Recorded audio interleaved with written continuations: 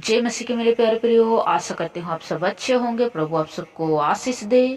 मेरे प्रियो, आज हम लाजर के दूसरे कब्रों के बारे में जानेंगे। इससे पहले आइए हम लाजर के पहले कब्रों के बारे में जानते हैं, जो कि लिखा है यूहन्ना रचित सुसमाचार में 11 में लिखा है कि उसने यो बातें कही और इसके बाद उनसे कहने लगा, हमारा मित्र लाजर सो गया है, परंतु मैं उसे जगाने जाता हूँ। मेरे प्रियो, यो बात यीशु ने अपने चेलों से कही थी जब उसे संदेश मिला कि लाजर बीमार था। और जब लाजर मर गया, जैसे कि यूहन्ना 11 उसका 43 में लिखा है, यो कहकर उसने बड़े शब्दों से पुकारा, हे लाजर निकल आ। यहाँ लाजर को मरे 4 दिन हो गया था। जब यीशु मसीह आया तब उसने कब्रों के द्वार को हटाने के लिए बोला। उसके बाद उसने पिता से प्रार्थना की और लाजर को कहा, हे लाजर निकल आ। तब लाजर जिंदा हो गया और कब्र में से बाहर निकल आया। इसके बारे में हम और विस्तार से पढ़ सकते हैं यूहन्ना 11 उसका 1 से 16 तक, जहां लाजर की मृत्यु के बारे में लिखी हुई है।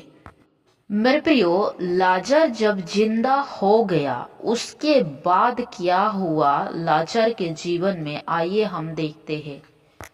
यूहन्ना रचित सुसमाचार उसका 12 1 और 2। यीशु फसह से 6 दिन पहले बेतनिया में आया, जहां लाजर था, जिसे यीशु ने मरे हुओं में से जिलाया था। वहां उन्होंने उसके लिए भोजन तैयार किया और मार्था सेवा कर रही थी और लाजर उनमें से एक था जो उसके साथ भोजन करने के लिए बैठे थे।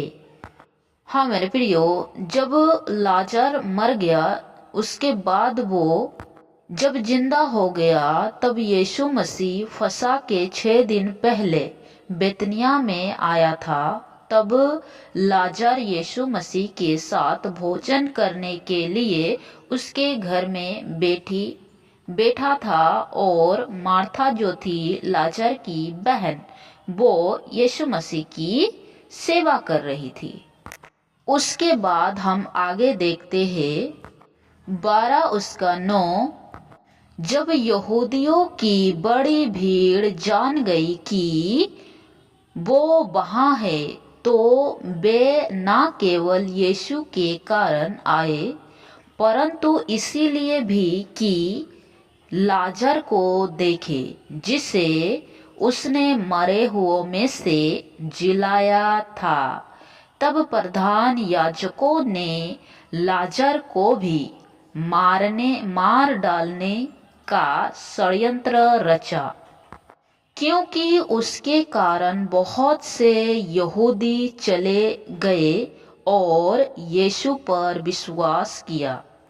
मेरे प्रियो, यहाँ वचन में लिखा है, यहूदी लोग यीशु मसीह को तो मारना चाहते थे, लेकिन लाजर जो था उसके लिए भी उनके अंदर गुस्सा था कि उसकी वजह से जो यहूदी लोग थे, जब लाजर को 4 दिन में से यीशु मसीह ने मुर्दों में से जिलाया था, तब उस समय जो लोग वहां पर थे इकट्ठा, वहां जो यहूदियों भी थे, उन लोगों ने भी यीशु मसीह पर विश्वास करके मन फिराया था।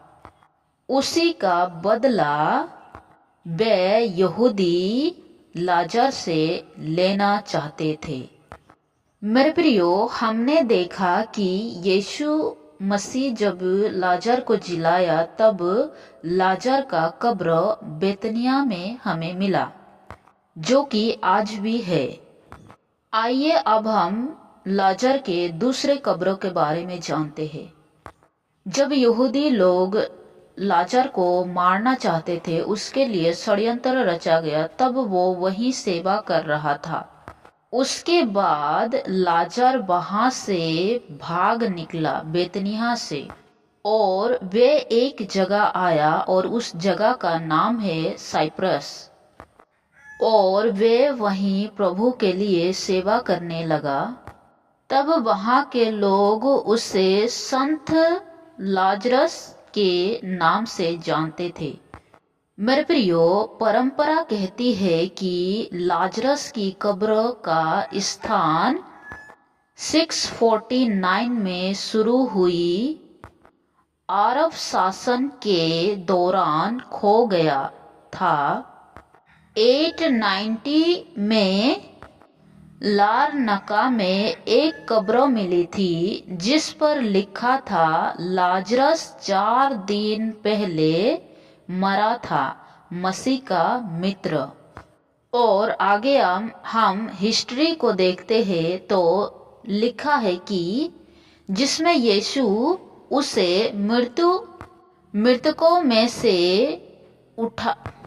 उठाते हैं। पूर्व रूढ़िवादी परंपरा के अनुसार यीशु के पुनरुत्थान के कुछ समय बाद लाजर को अपने जीवन पर अफवाहों के कारण यहूदियों से भागने के लिए मजबूर होना पड़ा और वो साइप्रस आ गया। वहां उन्हें पौल द एपोस्टल और बरनबास ने लारनका के पहले बिशप के रूप में नियंत्रित किया गया था।